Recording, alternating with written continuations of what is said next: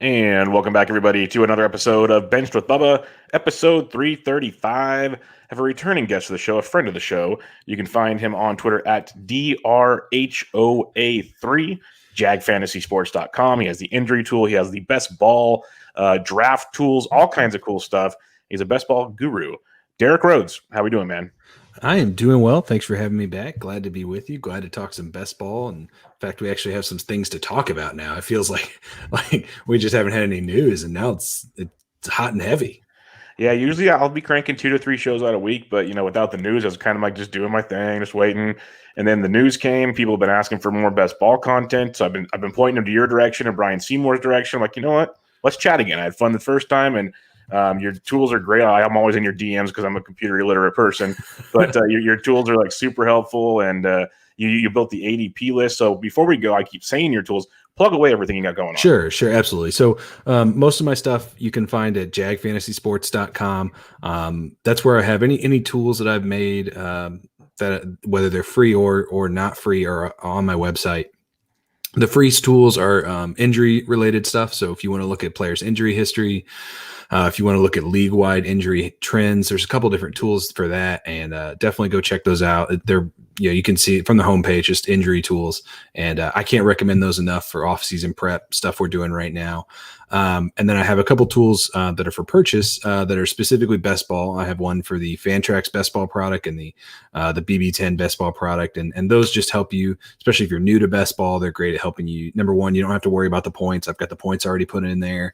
They help you track your drafts. Throw projections in there, kind of see what player values are and stuff like that. Keep those real cheap. Those are $5 for each one. But I really encourage you to check those out if you're somebody who's new to best ball and wants to get in, but doesn't want to come in and just feel like a fish out of water. You can come in. These kind of help set the tone for what you need to do. And then I'm always posting stuff on Twitter. I'll do best ball research. Started doing ADP reports. So kind of have market trends on the ADP for best ball specific stuff. So you can catch, the Twitter account, as Bubba said, it's DRHOA3. A lot of best ball, a lot of injury stuff. Yeah, it's super useful tools. Like I talked about last time, the injury tool I reference almost, it depends on how much research I'm doing that day. If it's a day I'm just kind of hanging out, not doing baseball stuff. But if I'm doing it, I'm pretty much, most guys I'm writing about, I'm looking at it for at least a few seconds, if not digging in deeper, because I'll have questions going, okay, wait a minute, this guy had an injury, didn't he? And they're like, well, when was it? What was it? And it helps out a lot. So it's super easy to use. Like if I can figure it out, anyone can figure it out. And then those best ball tools, like I said, jokingly but not jokingly, I'm always in Derek's DMs because I'm screwing it up because I'm a dum-dum. But it's a super useful tool, especially if you're new to best ball, like you said. If you're used to doing like roto redrafts, best ball is a little different, like we talked about last time. It's a different animal. So this thing kind of points you in the direction and kind of keeps you focused on, hey, it's a point system. This guy actually is pretty good here, and maybe this guy isn't as good here. So at least makes you think about it. It's not the go-to like end-all be-all. But it also, the fact it tracks your projected points helps a ton as well, because it keeps you kind of in, like it points you to where you need to focus a little more than others. Yep. It helps you just see where the rest of the league is and make sure that you're kind of in line. Not that you need to be front, but you need to be in line with the rest of the league. Yeah, I think it's a great tool. But so go check all that out. We'll plug it again at the end. But it's always great stuff. And on his Twitter, he takes requests. So he's all, okay, that's always the thing too. So just keep that on. Keep it within the best ball world, but he'll take requests. But we're gonna talk some recent news, like we said. We have some to talk about. The lengths of the deals, the financials of the deals. Those aren't as big a deal to us. But what we want to talk about is the fantasy impacts, and we'll start with the biggest one over the last couple of weeks, and that was George Springer finally landed. He landed with the Toronto Blue Jays 6-year deal. He's going to fit right in to that lineup, a very, very good lineup. It's freaking sweet. like Derek Hardy posted, the Bad X's stuff has him like as a top like a 10 or 15 player. It's ridiculous how good he is. Now, when it comes to fantasy baseball, season long or best ball, how does he fit in for you now being in Toronto? Yeah, I mean, it's definitely a great landing spot for him. We're a little uncertain how good the park's going to be, whether they play in Toronto, whether they play down in Florida. It seems like either way, I did a little reading on the park in Florida, and I think people are still not sure because there's been renovations. So the walls are a little bit bigger, but it sounds like it's still going to be a hitter's park, but maybe not as friendly as if they were playing at home. So we still don't know humidity, stuff like that. What's the ball is going to be like, but it does still sound like a pretty soft landing spot. The lineup's obviously fantastic. So I'm happy. Great spot. I wish I had more early George Springer share, to be honest, because I do think the projections are going to look real rosy. Yeah, that's the part that kills me is I don't have a ton of shares. I'm always kind of, I talked about it on recent shows. I'm really kind of cautious when I draft because I want to like make sure this, that, or the other. So like overall competition is probably not the best guy to draft, but single season 50-50 type stuff, I'm your guy. But when you look at a guy like Springer, I always just kind of kept waiting because I'm thinking, okay, even if he goes back to Houston, it's nice, but that team's not the same team anymore. Right. So it's kind of like, yeah. But yeah, his ADP in draft champions in the last month, he's 14th off the board at 55. So that's pretty solid stuff. I expect that to climb a bit because even if it's in Dunedin, like you said, it's going to get hot. It's going to be humid. The ball's going to fly in Florida. I highly doubt they're in Toronto until we start the season. So, doesn't seem likely. Yeah, it doesn't seem likely. The Blue Jays made another splash, and no, I'm not talking Michael Brantley. They faked us out on that one. That did not happen. Whew. I literally had to double check this morning to make sure that didn't happen. Everybody was burning their Rowdy Tellez shares when they saw that. I felt so much better when I woke up this morning and triple checked it. I'm like, okay, Rowdy still has a chance. We're good. We're good. There's still hope. Keep hope alive. Yes, there's still hope. But they went and shored up their bullpen. Like pitching's always been an issue with Toronto. They went and signed Kirby Yates, and he's one of those guys also in best balls we can talk about. I stayed away from for A, didn't know where he was going. B, coming off that injury, I was still concerned. But heck, they signed him to a decent deal to basically be their closer, it looks like. So good for Kirby Yates, stinks for our Romano shares. What's your take on all that? Yeah, this is one where I think the contract is relevant. I don't have the exact number, but it is very incentive laden. So it's like a $4 million, $4.5 million deal with a bunch of incentives, right? It's $5.5 million guaranteed with $4.5 million in incentives. So to me, I do think you wonder. I mean, that's a contract that acknowledges there's some risk with Kirby as far as the health. If he comes back to what he was. And I don't think I don't know I don't know at that investment that they're just handing him the closer's job either. It's true. If they'd have been a multi-year deal, with some fat money, they go, oh, they feel good about the health. It's his job, but that's not the case here. So I don't know that we can assume that he has that job out of the gate. So it just makes it that situation even messier than I think it already was. So because you make valid points there, that's kind of where I was concerned even before they signed him about Kirby Yates. And I saw guys are all excited and wanting to draft him, and I drafted Romano everywhere. So I'm sitting here like first Tellez, then Romano. Like it's just been a fun couple of days with Toronto. But do you still kind of stay away from Kirby Yates and drafts because his ADP is obviously going to climb? It was a very, very discounted if he is the closer. But it's going to climb regardless. It's going to climb. Are you just kind of steering clear? I think he's one of those guys that I want to see what he looks like in spring. So if I lose out on discounts now, that's fine. I'm not going to let FOMO, kind of drive, me drafting a guy who I'm a little concerned about. Now, if in the spring, if things look good, if the good, if he looks like he's kind of working his way back into shape, as much as you can see from a reliever in spring training, like I'd be more inclined to just pay whatever, to pay what the price is then, if I see the things that I want to see. But right now I'm pretty much out. Yeah, that makes sense to me. Now let's talk about a closer that is going to be the closer. Liam Hendriks signed with the Chicago White Sox. He got paid very well. Good for him. And he's locked in a multi-year deal, kind of checks all the boxes that Kirby Yates did not check on the signing. And he's going to close for the White Sox. What's that do for you? He's already like a top 2-3 closer for many.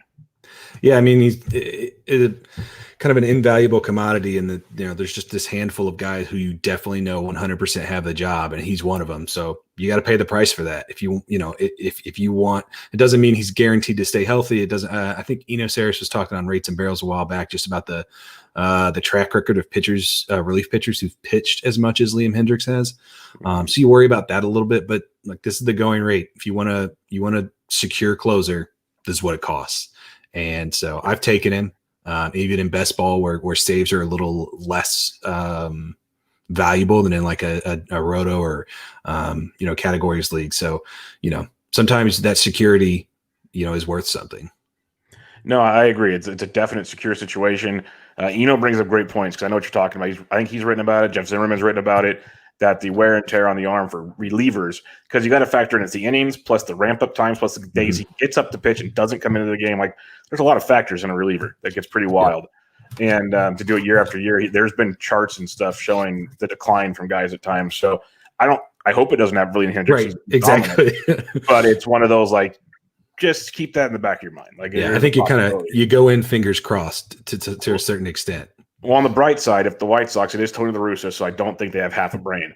But they have Bummer. They have a couple other options there that if they want to kind of slow play him this year for the long term of the deal, they can. So it's also something to think about. It's possible, yeah. All right, we mentioned Michael Brantley deked us all out, all of us. Like, there was not one person that did not have him. A roster resource had him on the Blue Jays. Like, it was done. It was done. Yeah, he re-signs with the Astros on a 2-year deal, so he's locked in. He was always hitting in the middle of the order last year. Depleted lineup still. The dude hits like 300. His contact skills are ridiculous. He's very good for best balls compared to probably Roto because of his on-base skills. But what's your takes on a Michael Brantley? Yeah. I think what you said, is really spot on. I like that he's going back to Houston. You hope Jordan Alvarez back. Bregman, we bounce back maybe a little bit. Altuve, we'll see if we can get a little Altuve. I think you can kind of, and Kyle Tucker's there. I mean, you can paint this lineup into being, really good. Yeah. I think, if, you kind of have to see a little, glimmers of it. But I like him going back there. I think it's a good spot for him. I think that's better than some of the places he could have ended up.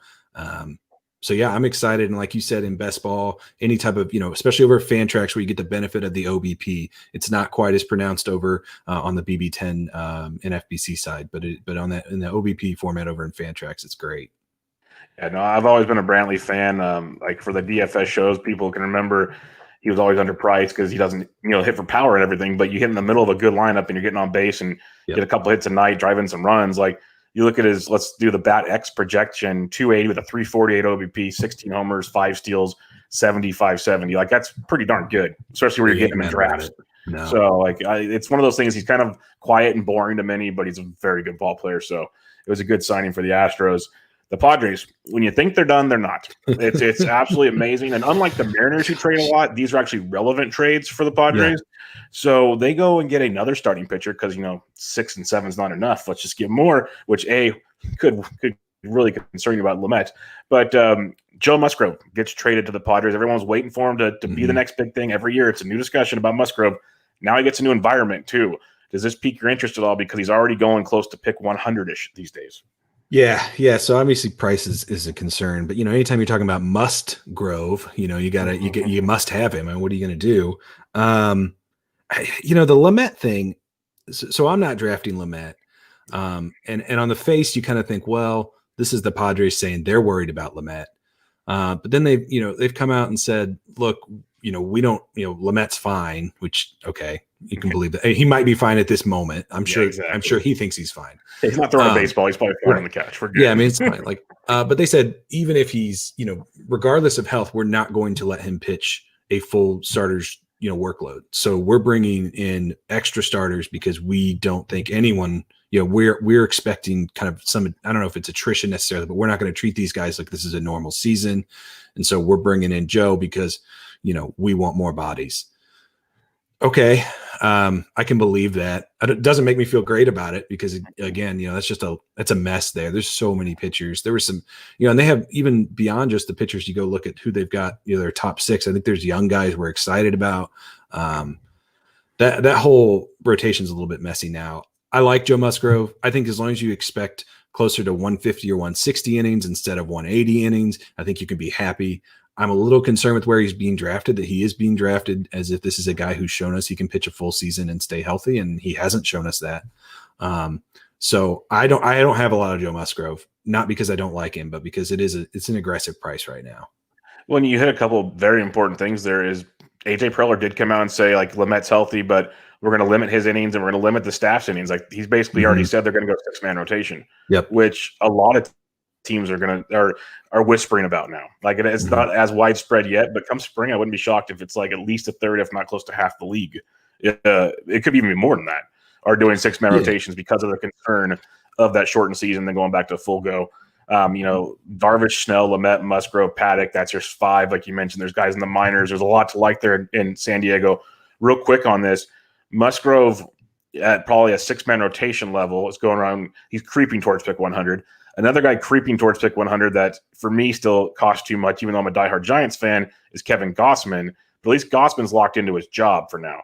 Like it should be in a 5-man rotation. Then again, that could change too. Do you prefer Gossman over Musgrove, or do you just prefer neither? I don't have a ton of either, but given the choice, I'm probably taking Gossman. But I really don't have a ton of either because, again, around pick 100, the early one, maybe 120, something like that, especially in the best ball formats where pitching's a premium. I'm just not certain enough in these guys. And I'm kind of risk averse in some of that aspect. So, that's more, I think, more about my style than it is about the players. I think the players are good. I do like if I have a shorter roster. So over on the BB10s where you only start 4 pitchers, I actually think it makes more sense to take a gamble on guys like Gossman and Joe Musgrove because you don't need the full complement of innings from them for them to be good. And so, on Fantrax, you're starting 9 pitchers. So you're not going to have as many replacement guys. You may only have 16 pitchers total.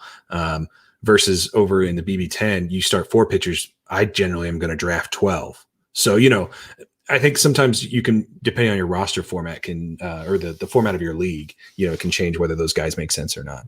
No, that's a good way to put it because, Gossman, I'm with you. They're great and all, but there's a lot of risk involved. But in the formats, that is a very good call in that situation. I'm going to add the next guy to the bottom of our list here, so we'll talk about him in a little bit. But we'll go with Archie Bradley. He signs with the Philadelphia Phillies. This was kind of a surprise to me in this sense. You have Hector Neris, who hasn't been great, but he's been a decent closer. You went and traded for Jose Alvarado, so it felt like you had a lefty-righty closing situation pretty much in the books.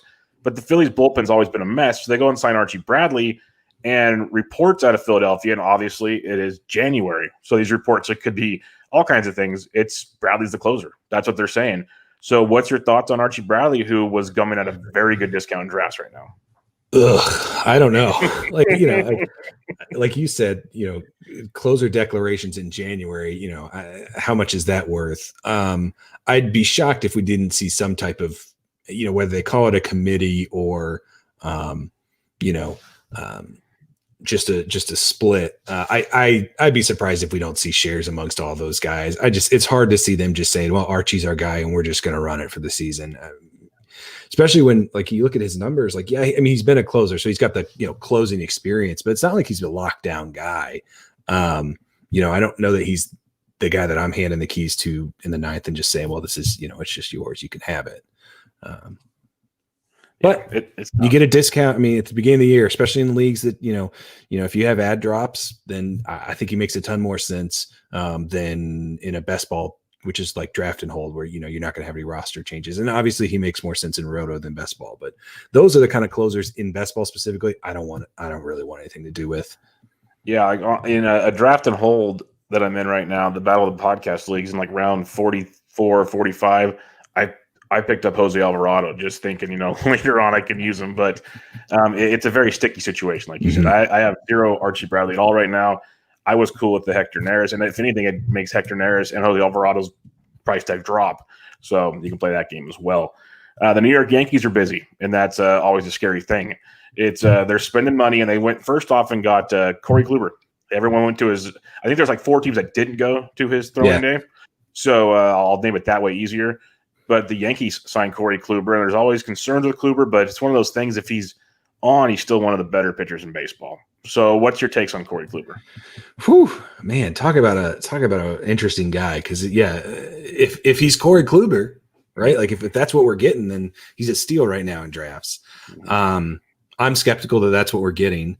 I think it does sound like the velocity numbers were kind of encouraging in that, if that's him ramping up, if that's him kind of, that's his off season and he's going to go up from there, that's interesting. I think, but I think the problem is that someone's always going to be a little more interested in Corey Kluber than I am. I just think I'm never going to be the high guy in the room. He's coming off 2 years basically without pitching in extensive innings. It's hard for me to see him just trot out there and just say, hey, you're going 6-7 innings. You're going to go Corey Kluber depth in these innings. I just don't see it.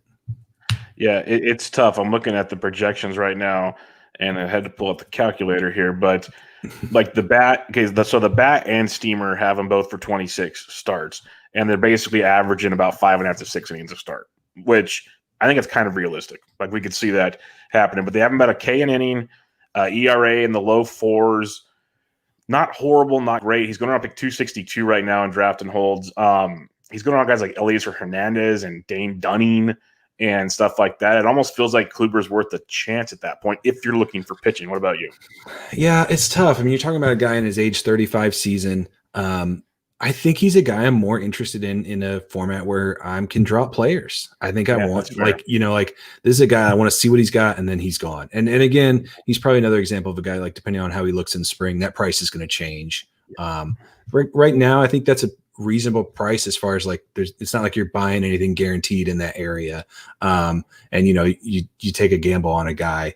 But yeah, I mean, when you're talking about his age 35 season,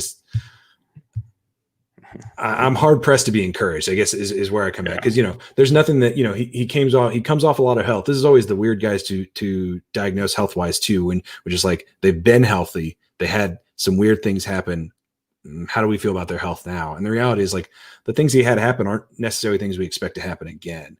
Yeah. So I don't know. Shoulder shrug. That's the real hard hitting analysis here. No, I don't blame you. That's why he's a tricky one. He's a guy I couldn't even trust last year, and like it paid off last year, but I didn't have a good argument for it. Like it's tough with him because I feel like he's one of those guys that if his stuff isn't as good as it used to be, he's smart enough to pitch good. Like if that makes sense. Mm-hmm. Like he can become a pitcher, not a thrower, and he'll still be effective. So it's tricky. The Yankees make another move, though. They bring back DJ LeMahieu. It's a great baseball move. Mm-hmm. He's a great fantasy player. I've been off on him the entire time at his draft cost. He's going in the top 40, sometimes top 30, depending on what league you're in. Multi-position guy, which is great. Not so much in best ball for Fantrax. But from a fantasy perspective, it's phenomenal. But what are you doing with DJ where it's just tough for me, at least, to take him that early?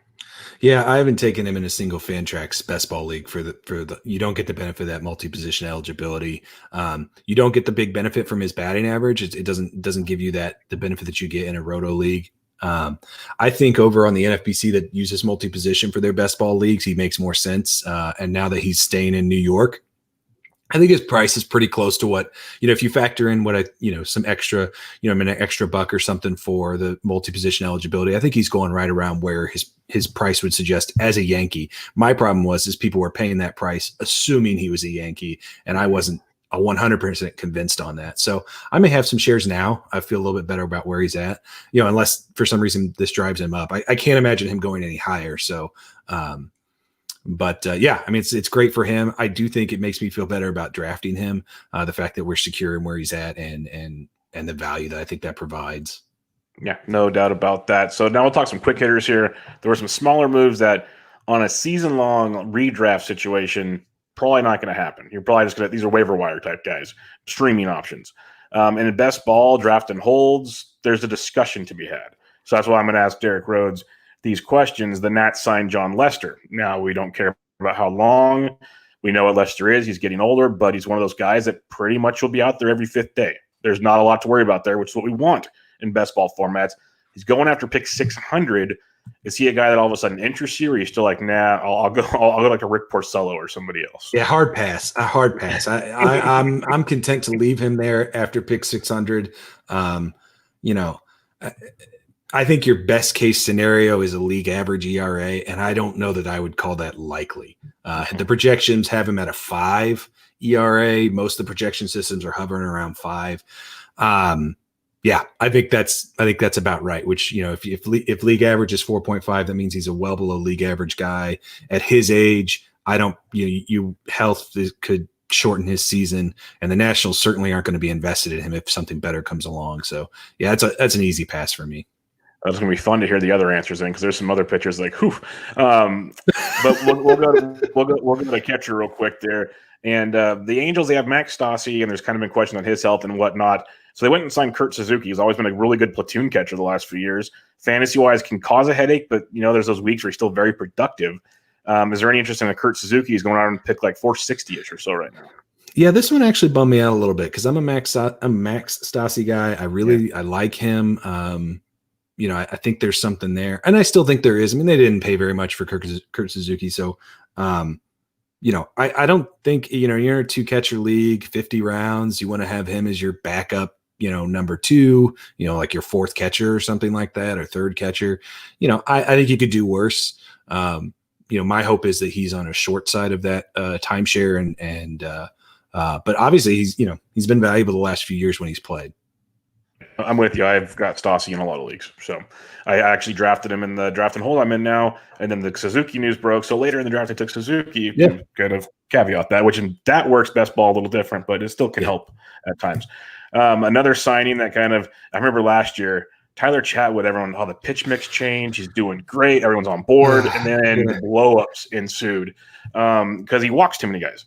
So what's your take? Tyler Chatwood re-signs with the Cubbies, 660-ish. So the thing with Chatwood is so if you compare him to a guy like John Lester, I think you can look at Chatwood and say, well, he's young enough. Maybe something changes. Like maybe you can, so you draft him. He's going to be projected for some rough stats, some rough innings. But you go, well, maybe he's still kind of tweaking his pitch mix, which he did tweak it last year some. I think Alex Fast had a post about that recently. So I think with Chatwood, if you want to take a shot late in a 40 or 50 round best ball, I could see it. He's certainly not my favorite, and we'll talk some more about some guys who I think would be better down in that area. But you're talking about after 600. That's there's no best ball I know of that's drafting past 600.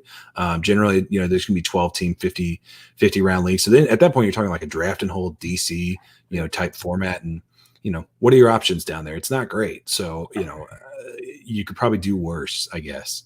I like to think I know the player pool pretty well, but from rounds 40 on in this 15-team draft and hold, it's been very entertaining. We're in the 700s now, and I'm just sitting there going, oh, this isn't even a dynasty draft. What are we doing right now? And I want to correct it. Chatwood signed with the Toronto Blue Jays. Right? Yeah. The next guy I had them mixed up here. Shelby Miller signed with Chicago Cubs, and real quick with Chatwood, the difference between him and Lester for me is Chatwood can get strikeouts when he's on. Lester not so much. Shelby Miller now. For me, your Lester response kind of goes to my Shelby Miller response. Yeah. So what do you think about Shelby Miller? No, I'm right with you. No, thank you. Yeah.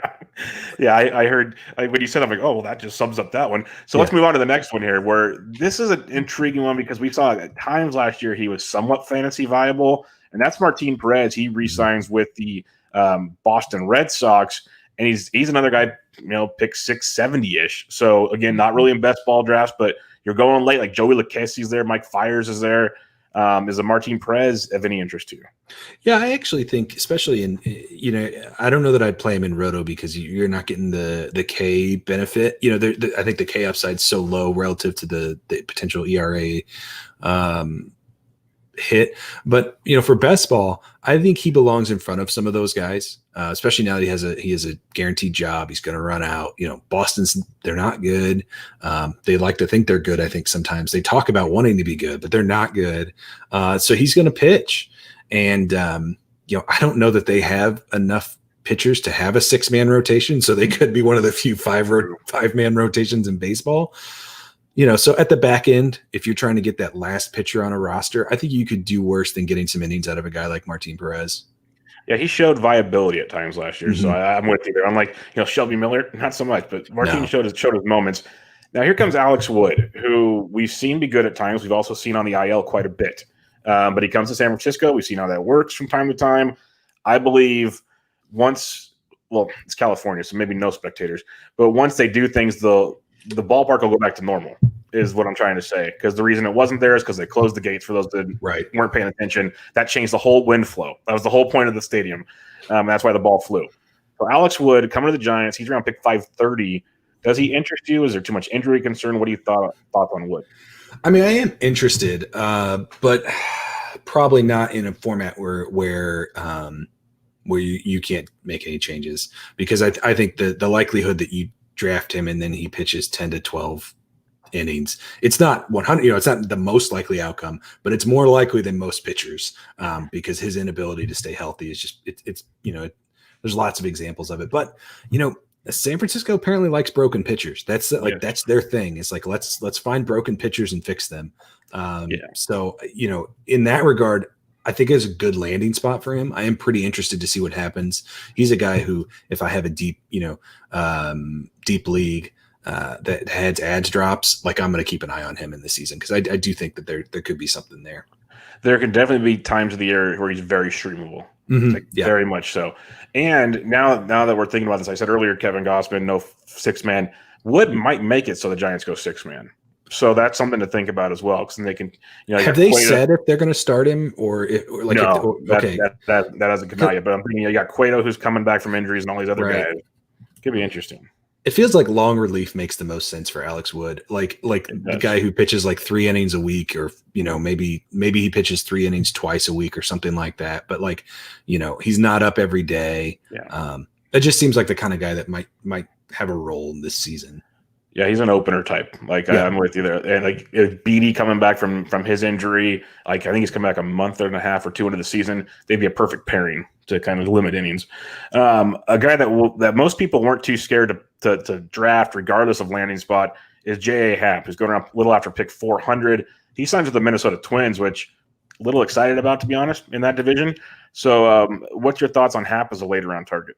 Yeah, I'm more interested now than I was. I think until I knew where he was going to land out, he was a guy because I think number one, I do think he has some ballpark dependent a little bit, club dependent too. You want him to know that he's going to go to a smart club, and I think the Twins have shown that they're willing to try some new things with pitchers and things like that.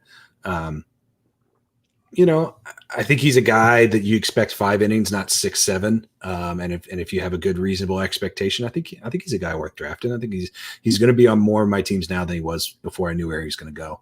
Oh, no doubt about that. And the last guy, and this is more so if you're in a deep league, but Jason Castro. This is my favorite. This is my favorite guy on this list. Really good defensive catcher. If Martin Maldonado wasn't there, I'd be way more excited because I was all in on Castro last year when he was supposed to be the starter, and then things changed. But what's your takes on this? Because maybe he's got the platoon split advantage if that's what they're going to do. So what's your thought here? I like it. I like it a lot. I'm a Jason Castro guy. I think there's some interesting things going on with his batted ball data. I want him, and I should let me put this in.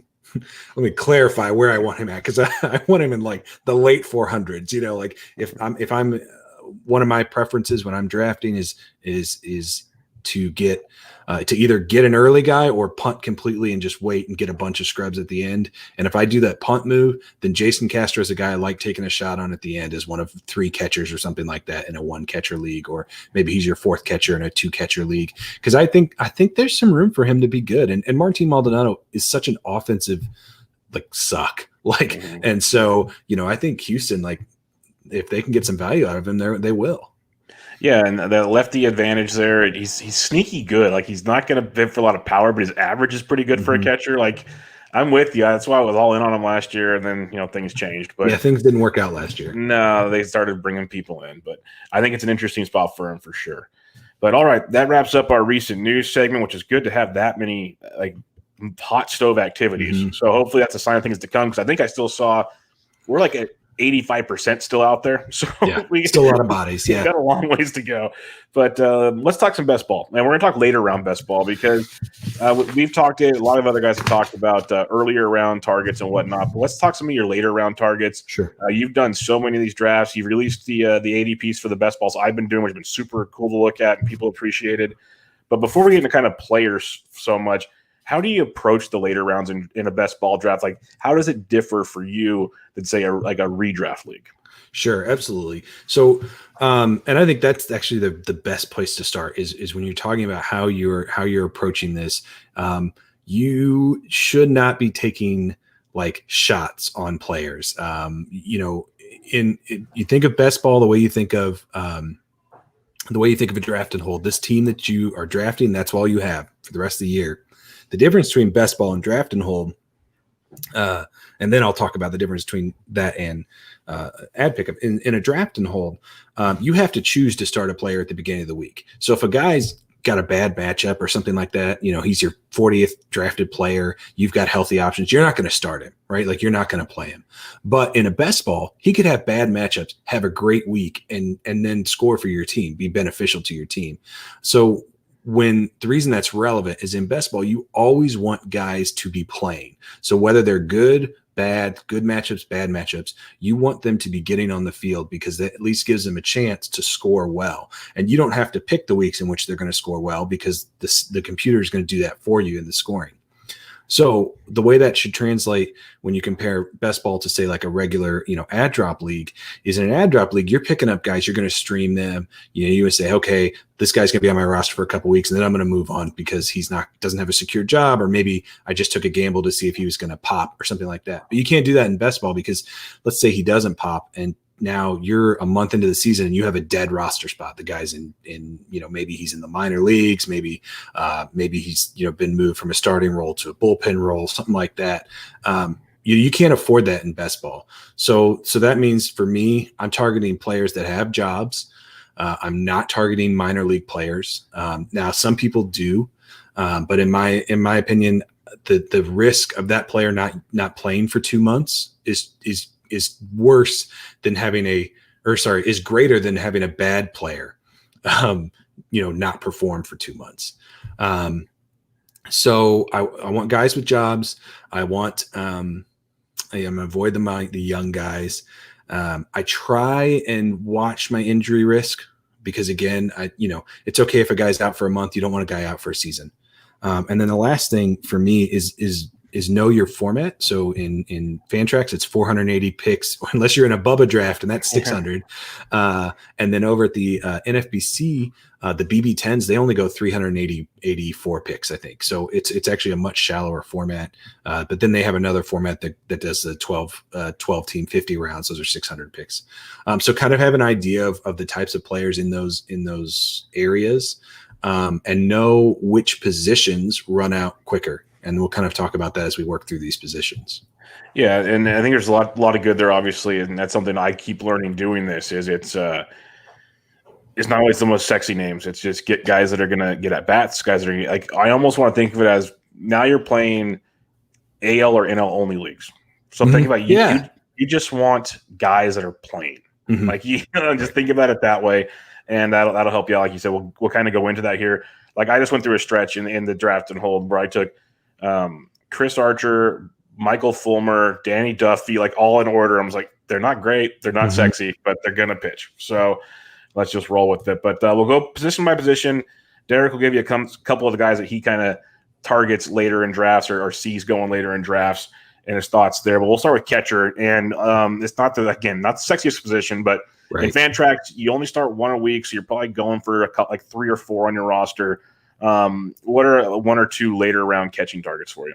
Sure. And I'll tell people the way I did this is I actually looked at my shares. I track all my drafts. I'm getting about 45. I'll be in about a week. I'll be done with 50 or so drafts. And so I track all my player shares, and I went and looked at who are the guys that I'm getting the most past. I define late as past pick 300. And I kind of have some picks next to these so I can tell people, because obviously you go to 480, there's a lot of room in there, but it kind of depends on the player. Some positions I don't draft late. I'm just going to quit at that position at a certain point.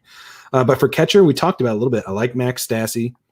He's going like 380 in these Fantrax leagues. I like Jason Castro as a third catcher. And then a guy who's he's right around 300 or a little more like 340 is Carson Kelly. I like Carson Kelly. You guys talked about Dalton Varsho on the last pod, I think. Mm-hmm. And I don't think he's going to get that as much time as people want him to get. And that makes me feel good about Carson Kelly, because that means I think that he's getting the lion's share of the time there. And a catcher, especially in best ball where you don't get penalized for their crappy batting average, that's a good player. That's a good player to have. So if I ever want to go with like 2 catchers, so maybe I draft like Wilson Contreras and then Carson Kelly, because I feel like between the 2 of those guys, I've got playing time. And then I just have those 2 guys in a 1 catcher league, something like that. I like that, because I've already mentioned I'm a Stassi guy with you, and then Castro, now that he's got that job, is very intriguing. But I like the Kelly call because, like we said on the last pod, with Varsho, it's if he was going to play at all, it was mainly going to be in the outfield to begin with. And now the reports are he's probably going to stay in Reno because they wanted to hit every day. Mm-hmm. That, like you said, that locks up Kelly, who a guy going into last season I was really high on. And then they kind of messed with him a little bit. So it kind of bugged me. But now, again, it seems like it's back to his gig. So I like that call a bit. I'm actually honestly surprised he's going that late. I was going to look to see where surprising. he was going in the Bubba drafts. I have it pulled up here. He went 380 on average in the 4 drafts that have been done so far for the Bubba best balls. So, I mean, that's late, guys. I think that's too late. Way too late. That's surprising. Wow. Yeah. Let's keep that circled. First base now. First base is a fun position because it's kind of deep, but kind of weird deep. But I think in best ball, it's good deep because those later guys actually have okay OBPs. So I know that there was a lot of confusion on what I just said there, but it makes sense if you really think about it. So what's your later first base targets? So I'm the opposite on you. I hate late first base. I do not like late first base. Like there's a point where it gets where if I don't have 3 first basemen, then I'll just run with 2 because I really am just not a fan.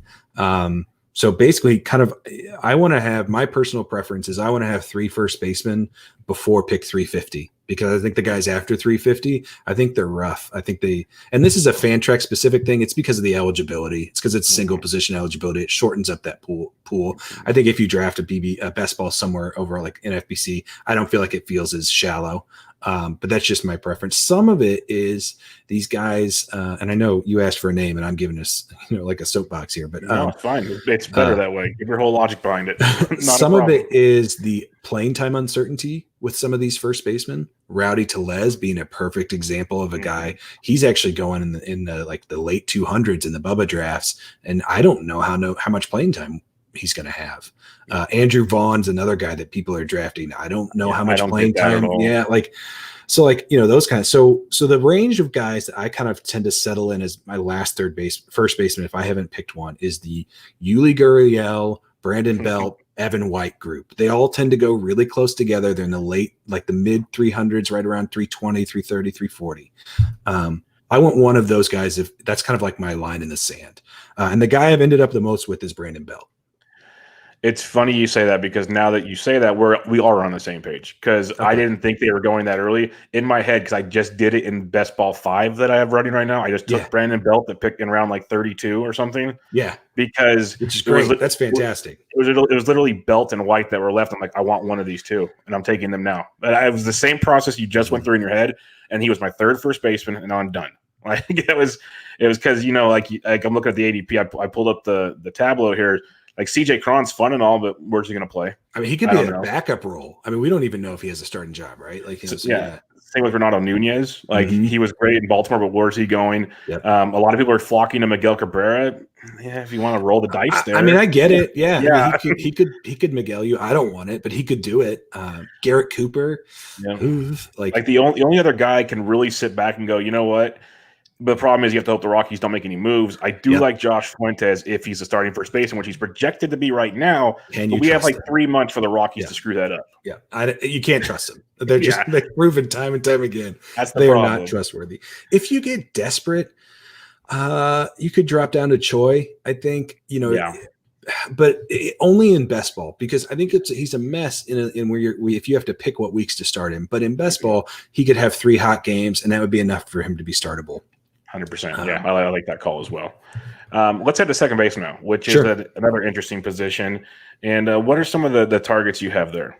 Yeah, so second base is a spot I get a lot of guys deep in second base. I seem to be waiting at second base. So starting after pick 300, I have 3 guys that I seem to get a lot of. Colton Wong's one of them. I think he's going around 330. I've been getting him, right around there, 330, 340. Mm-hmm. I think he goes up once he gets a job. I feel confident he's going to get a job. Maybe I'll look stupid in a couple months. But I think he's going to get a starting job somewhere. And then Starlin Castro, I just, he got hurt last year. I think he's good. And until Washington signs someone else to kind of, make me more uncertain about the playing time, I'm comfortable with him. And then the last guy is Adam Frazier. Going off at like 375 on average. Yeah, I'll take that. He's got a guaranteed job. He probably is leading off. It's not a good team, but he's going to play every day. I love all those. Wong, we know what he can do. Frazier's a guy I keep finding myself digging in on more and more. I think that's a very intriguing one. And then Castro, I talk about him for season-long redraft leagues. I think he's such a great value at where he's going. So it's best too ball, late. Yeah, it doesn't make sense to me. Yeah, I don't. He's gonna hit the middle of the order for crying out loud. I think. Well, do you think at so? Least fifth, maybe. Yeah, I say like fifth, but they probably sign one more guy. I don't know who it is, but I got to think that there's one more body coming there. But yeah, either way, he's going to have plenty of people in front of him. That lineup's better now. Like, yeah, I like Starlin Castro. Yeah, but as a whole, there's a lot to likes from say pick 250 to 350 or so or 370 at the second base position. That gives you some leeway just looking at this to kind of go, okay, I don't have to force my hand early if I don't need to. Right. Yeah, there's a lot of guys there. I agree. And that's kind of what this discussion is supposed to help people with, is to kind of navigate your draft a little differently. With that being said, let's head to shortstop, which we know is super, super deep. At least early on in the draft. And then it gets interesting. Like, it's the position that has, like 20 plus guys you want to draft, but most of them go so early, it makes the later rounds a little more murky. But what do you like back there? So, and this is the position that I think still has a lot of shifting to do. We don't know where, this got shaken up with the Lindor trade, because not only does Lindor, it's a little shuffle at the top, but then on Fantrax, Andres Jimenez, Andres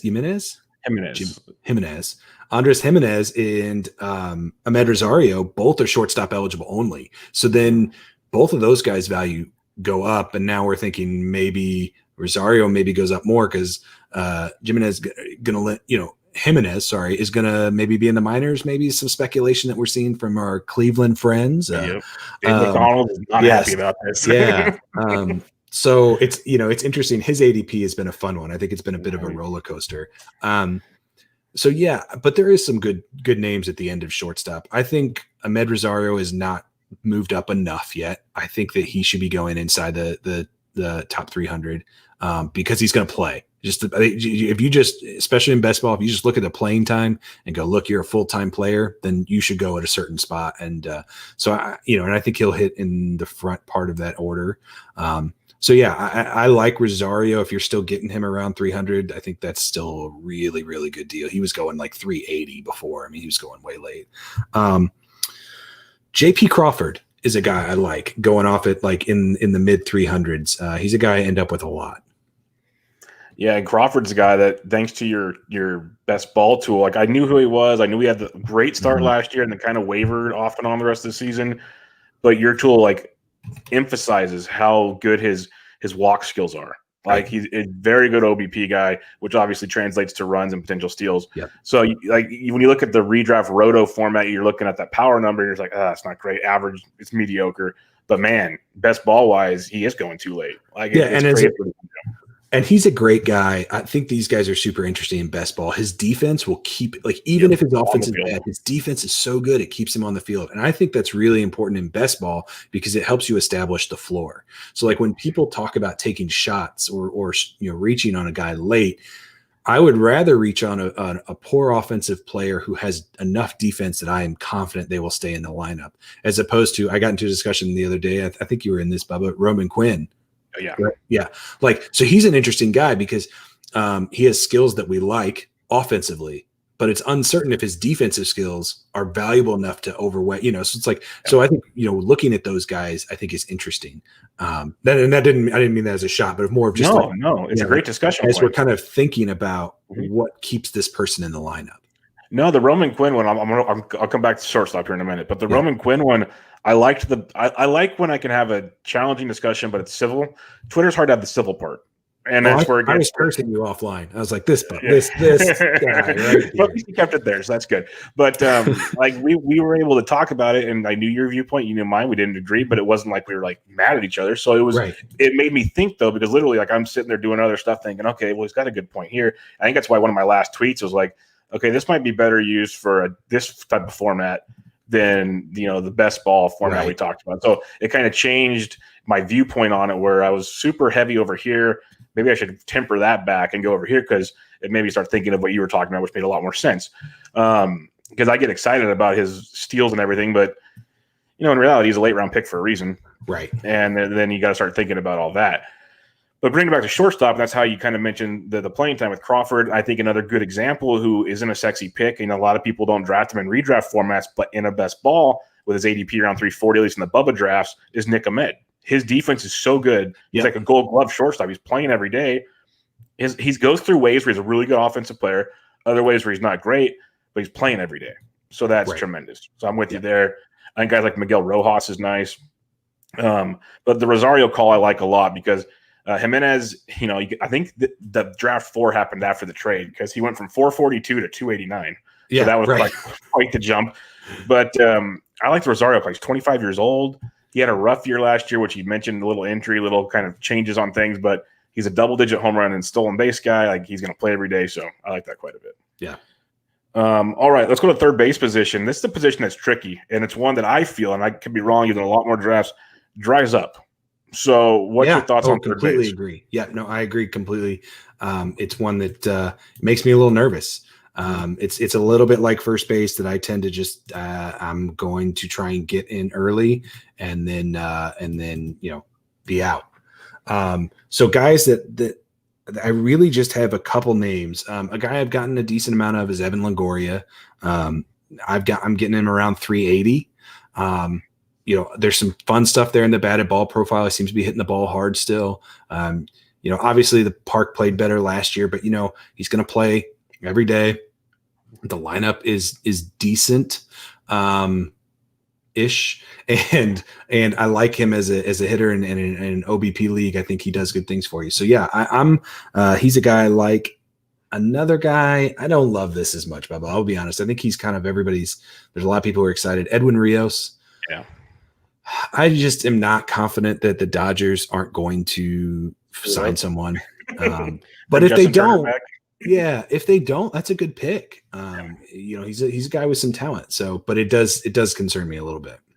Rios is a guy that I absolutely love, but I'm not in love enough to draft him a lot. It's a tough one. Like, it's one of those. If I knew he had a job, he's ADP at 350, I'd be cool to go him like 225 or something. Because what he can do with an everyday job, I think, is tremendous. But wow, there's so many question marks and concerns, like you said. Because I wouldn't be shocked if they give Justin Turner a nice 1 year, like, come back and help us out one more time deal. It wouldn't shock me at all. Right. And so that's, I think, another reason why Turner's going way ahead of him. So I like Rios, but it's like you talked about earlier in the show about taking the gambles later in rounds. He's a gamble I'm okay with. Yeah. Because it could turn into an amazing pick. At worst, I think by the end of the season, he's going to be pretty productive. It's just, can you temper it up till that point? And if the NL has the DH, he probably plays more, so I like it because there seems to be some talent there. I'm skeptical of the playing time, but I get taking that risk. It's not one I would ever tell somebody like, hey, that doesn't make sense to me, even if it's not something I do a ton. Totally. Yeah, I love the Longo call. Maikel Franco would be fun if we knew where he was playing. He could be a backup this year. Like, yeah, I mean, looks like if he would have stayed in Kansas City, it's like, oh yeah, then Franco. Yeah, I keep staring at that draft every draft. I'm like, oh man, I so want to take him right now, but I'm not going to do it. The only other guy really after that I've been drafting and comfortably, and I guess it's not that comfortable, but is Joey Wendell, because his defense is so good. He's playing every day, but it's not like he's not crushing the stats. So it's kind of the freaking Rays. I mean, like he was left for dead in 2019, right? It's just like, it's tough. I don't know. Yeah. But it's like the only one after those picks. I'm like, yeah, I could see him playing at least 75% of the time. It's tricky. Let's head to the outfield, where obviously there could be a ton of late round targets. Yeah, give me a handful that you like here, because it's a good position that you can get some late shares that might be sneaky productive. And this is the position I find myself waiting on the most. Second in outfield and pitcher, obviously, but as far as I'd rather have most of my infield positions locked up, and I think there's some good values here in the outfield. So if you talk best ball specifically, OBP leagues over at Fantrax, sometimes people don't make the adjustments between average and OBP leagues, and so that leads to some value. Good example of that is Shogo Akiyama. He's a guy who's, I think he's going to be leading off for the Reds. I think he's going to play most, if not every day. He made some adjustments towards the end of the season as he was adjusting to, fastball velocities here in the US. And he said he made some tweaks, and you can see it. His numbers, the StatCast numbers get better. Everything gets a little bit better. And he's not going to be like a StatCast darling or anything like that. That's just not the kind of player he is, but I think he's going to get on base.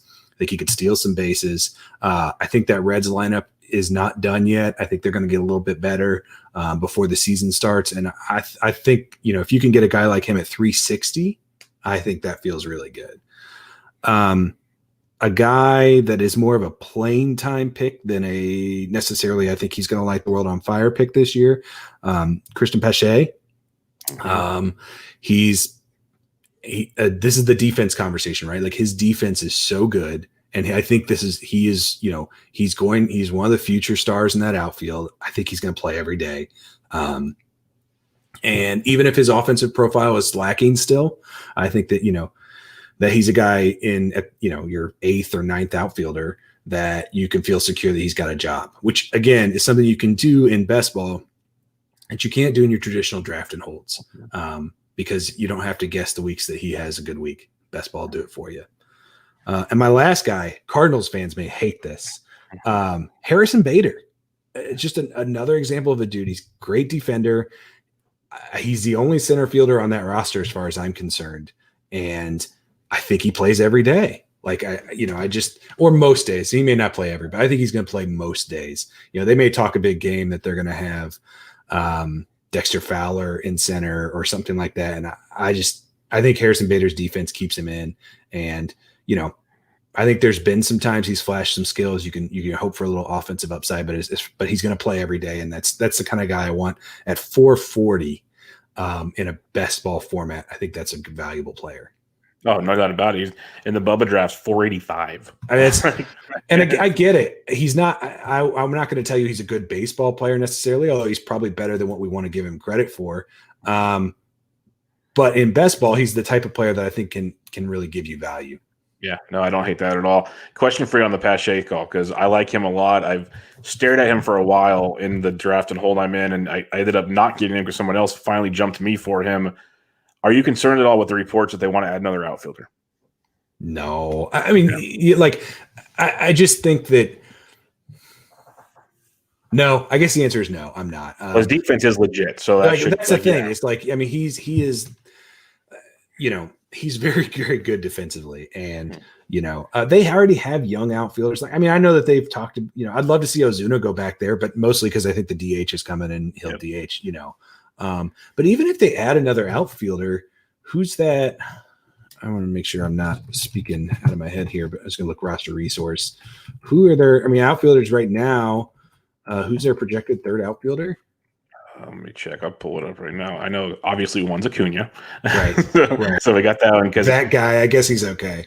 Yeah, he's not bad. So I got Inciarte is still there. He's projected to platoon with Drew Waters. Right. So that's the thing. I think number one, I don't believe that. But they want to replace Inciarte. Go ahead. I still think, they're the benefit of having Acuna and Pache is that that defense would be so good. It doesn't really matter who else you put in left field. Right. And Inciarte's best benefit is the defense, when at that point it's really probably overkill. Yeah. No, I'm not worried about that. I knew I wasn't worried about who the third guy was, but I couldn't. Yeah, no. If you can't remember who they are, it's probably a good thing. Usually a good thing at this point. There's one other outfielder I wanted to mention, because obviously there's plenty, like you said. Yeah, but there's a lot. One that keeps standing out to me now, which I was not in on before he changed teams, but Adam Eaton potentially hitting towards the top of that White Sox lineup at like pick 340 has my attention. Yeah, so I completely get that. He's one of those guys. I try not to let myself be affected by being burned in the past. Yeah, but I got burned by he burned me, and so I won't, like, I'm not. So when I look at like what I have as a projection, a playing time for projection for him, it is not a full season of at bats, and so like that's probably what drags him down for me. But in an OBP format, Adam Eaton's a pretty good player. Yeah. And like you said, even if it's a bad idea, if they hit him at the top of that lineup, that works well in fantasy. Big time. So that's kind of where I'm at now, because I'm not a fan of him taking at bats away from like Moncada and stuff at the top, but that's what it looks like is going to happen. So very interesting. All right. Well, let's go to the pitching side of things here. And you mentioned you could get a lot of pitching late. We kind of talked about just the ugly veteran guys at the 4th and 5th starters, even if you have to. But what are some of the later round pitching targets you got going here? The guy I have the most of is Vince Velasquez. Vinny V. I love it. Love it. So Philly seems not interested in signing another starter, which is great for this case. That's good for him and for Spencer Howard. I think that they brought in a new pitching coach, who's heralded, and this is a kind of guy who's not going to I'm not expecting him to be like the new, like just rock it up and next year we're taking him in the teens or something like that. But I think here he's going to have some days where he just looks magnificent, and that's going to be great in best ball. That'll be really the kind of guy you want, who just flashes 4 or 5 weeks a year, and he gets into your starting lineup, and where you're getting him right now, which is pick 370, that is more than enough. So he's one of the guys that get a lot of. Austin Gomber, the Cardinals, I'm pretty interested in him. I think there's some bullpen risk maybe but even when he was in the bullpen, he was getting a decent amount of run. So he's the kind of guy that I like him. I thought there's some interesting things last year. The Cardinals, they don't have a great starting rotation outside of Flaherty. Everybody else is pretty much a question mark. So Austin Gomber is a guy I like at 429. And then this guy's like a great last pick, Chris Flexen, signed by the Mariners. They have said he's slated to be in the rotation. So sign me up for that. I'll get a guy who's in the rotation. They've got him on a couple-year deal. They will probably give him a long leash in the rotation, I would think. And you can get him almost as your last player in a Fantrax best ball, and I think that is fantastic.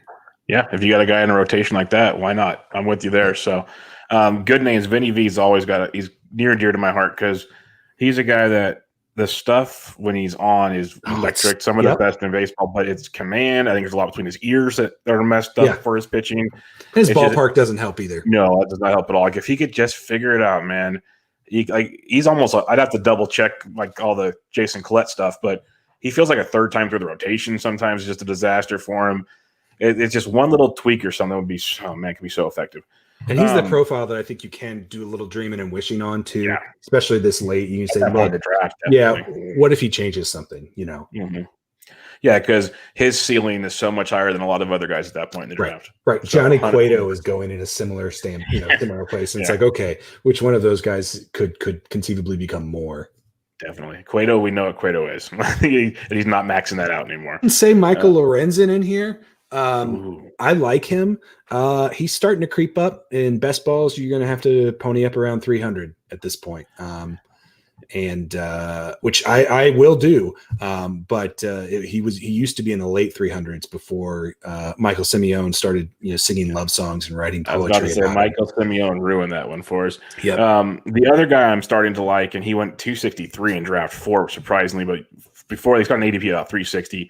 And that's DeSclafani coming over to the Giants. Yep. He intrigues me. I'm not saying it's a great pick yet, but I like it. I think there's a great transformation chance there for another late round target. He's going right around Vinny V time. Yep, I've got a decent amount of him. Again, the concern there is I do think the price is creeping up because I think a lot of people are thinking the same way we are, Bubba, which is like, look, you get him in that ballpark with an organization that seems to be willing to make some changes. He's an interesting guy. Yeah, I think he could take that Kevin Gossman route and just kind of develop it. So not maybe be that good, but obviously become much better than he was. One last question I have for you before we wrap it up. And it's a tweet you had today. And I love it because when we talked on the previous show and stuff you tweeted about and everything, it's especially in the Fantrax best balls. And I think it's most best balls. Pitching kind of you want to be aggressive on early because the innings, the scoring system's catered to pitching, all that stuff. And it's one of your philosophies. It's one of many philosophies. It makes a lot of sense. You didn't follow it in this recent draft. No. And you have Juan Soto, Freeman, Bregman, Ozuna, and then Hyun-Jin Ryu in the 5th round as your first starting pitcher. So my question to you, how many pitchers in a row do you plan on taking to make yourself feel better? It's a great question. I don't know how that team is going to turn out. And I posted, I said, this is what happens when I would never tell someone to do this. This is the thing that I say you should not do. And it happened. It was my own fault. I wasn't responding well enough to what the draft was doing. I saw a couple little pitching spots and I said, I was at a position where Yu Darvish in the 2nd round, the only pitchers left that I had a 2nd round grade on were Yu Darvish and Brandon Woodruff. I've got him as like a 3rd, 2nd rounder. And what I should have done is drafted one of those players. But the other, and I like Darvish, and if I just looked at my projections, he actually comes out pretty high, but the innings I'm nervous about, and now the Padres are already talking about 6-man rotation. It's like, well, do you want to take your ace as in a who's going to maybe not get the full complement, and maybe they won't do that to Darvish, but it was kind of in my head, and so I passed. And I think what I would have 2020 hindsight, I'd have picked Woodruff, who went like the next pick. And then just tried to make it work from there. But instead I went Freddie Freeman, which I like Freddie Freeman in the second round in a vacuum, but usually only if I get an ace in the first. So as far as how many pitchers I will take, I don't know, Bubba. The number may not be high enough. At the end of the day, I will end up with the same amount of pitchers as I usually would. They're just not going to be as good. I don't particularly love the pitchers that are in like the 7th to 10th or 11th round. And so to eat there, like on pitchers that I don't particularly like, I think what will probably end up happening is I'm in on a lot more relievers. No, that's kind of wanted to ask the question, because that's another reason why we go earlier with pitching is that middle round pitching's not great. And then we go to a lot of these like later rounds when like the Lorenzens and the Desclafanis and Vinny. So maybe you just load up there, I guess. And all of a sudden you're taking, instead of like your 7th and 8th outfielders, now you're getting your 6th and 7th pitcher stuff or whatever. Yeah. But I was just curious. I'm really intrigued because it does happen in drafts. I've seen it happen in many drafts where your plan is to go here, but these guys keep falling, and it's like you can't really pass these guys up. So like the players you took, where you took them, is not a bad spot to take these guys. It's just like you said, your game plan got skewed. But hey, when you do as many as you do, the player pool. I'm not worried about you. I'm just curious how it turns out. No, absolutely. And I got a couple late round relievers here, Bubba. If we want to talk about late round relievers, what do you got? And in best ball, it's a little bit different. Everybody's, some people aren't going to draft any in Fantrax. I think that's wrong. I think that's leaving value on the table. You just need to make sure you're getting a good price, a good acquisition cost, as our guy Deadpool Hitter likes to say, Rob. I think that Tyler Duffy's a really interesting guy at the back end of these Fantrax drafts, because I think he's going to be in a timeshare for saves. And I wouldn't like to draft, I think people are drafting Taylor Rogers as if he's the guaranteed closer, and he wasn't last year, and I don't think he's going to be this year. I think that they're going to share those saves around, and so I like that at pick 480. I think that's a good risk, or in the late 470s. I've also been taking some shots on Amir Garrett in hopes that he gets that role, because even if he doesn't get the starting role, he's a really good reliever, and he's gonna have some weeks where he's gonna steal a win, and he's gonna have 4 or 5 Ks, and that's something that that would be enough to start at the back end of most Fantrax rosters. I think over on the NFBC, the BB10 sites and the best balls that are 50 rounds, I think closers, you need to really look at them because they are more valuable over there than they are on Fantrax. One last question when it comes to relievers for you, because a lot of people think relievers, I think closers are closers in waiting, kind of like guys you're talking about there. Do you ever see yourself kind of bumping up like Yusmeiro Petit types, or these guys are coming out there for 2 to 3 innings, probably 2 to 3 times a week? A good example of that, Freddie Peralta. I love Freddie Peralta. I've gotten a decent amount of Freddie because, again, here's a great guy who I'll pay the price for what he shows us he is right now, which is a guy who can pitch 2 or 3 innings of very good quality work, maybe a couple times a week. And then not priced in is the upside that he could be in the starting rotation at some point next year. And that value, I don't think, is being priced into where he's being drafted right now. So I like that. Freddie Peralta is a guy. So I think as long as you're selective on those type of guys, and you don't want to have too many, maybe just have 1 or 2. I think that's valuable, and this year probably more valuable than usual. Yeah, I love the Peralta shot, because we talked about it on the last show or something. He's a guy that stands out, and he's the concern with him has always been he needs a third pitch, and there's already reports that he's working on a third pitch. Right.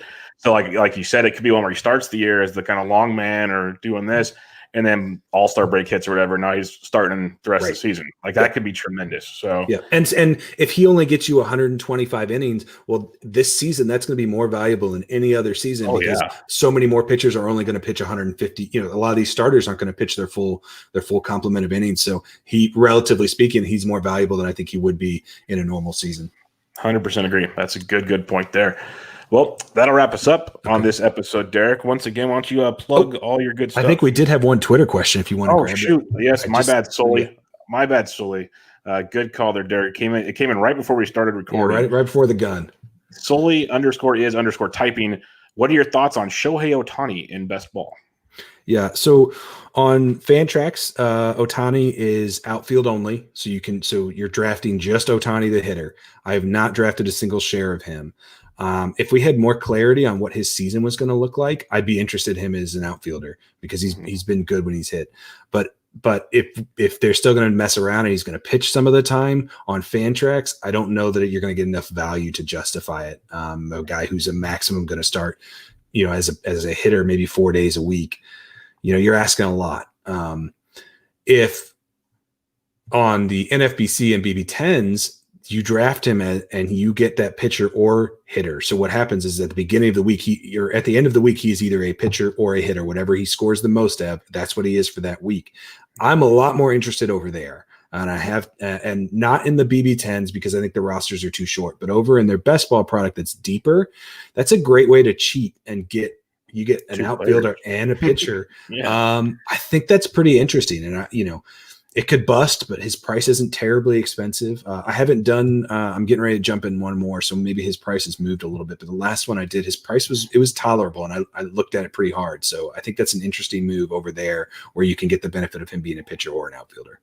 I think that's pretty cool where they pick whichever week he had better. That's awesome way to go about it. Cause that's been my biggest concern. Like in Fantrax, if I knew he was a hitter 6 days a week, I'd be all over him in a heartbeat. We've seen how good that is, but we know if he's pitching, day off beforehand, probably day off after, like you said, 3 to 4 days a week at that point, and that's too tough to stun. That's a platoon catcher or something. Right, right. The ceiling, ceiling's just so limited at that point. But over, so I think that's really interesting on the NFBC.